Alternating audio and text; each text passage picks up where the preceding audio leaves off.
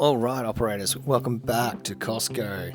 Is it a picker's paradise? We'll find out soon enough. Like, subscribe if you haven't already. Welcome back. All right, Costco is known for its long shelf life for items and large quantities. We've got a lot of rice here. That is good for long storage. And oodles of noodles, as you can see, of many different shapes and configurations in boxes. So that's quite a lot of things that we can be keeping for a long shelf life. But also batteries are pretty important to keep our stuff going, so there's a lot of variety there. MREs are very good. We have gone down to 100 with a 5-year lifetime and 6 different variations and 50 in total.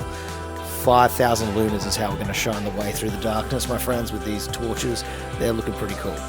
Fuel is also very important for our cars and to keep things going, like our generators. There are quite a few different fuel generators here to pick from, and they seem pretty reasonably priced. But what I'm more interested in is their now new electric counterparts, because if we have a solar setup, this could leave us with infinite power without needing that fuel source, as it were. But we'll wait and see if there's any more coming out.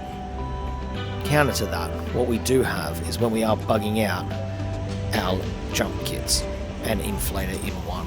Seems like a pretty good buy for the prepper, if you ask me. We also have a standalone inflator, but camping chairs, mattresses and sleeping bags are all the necessities when we are bugging out.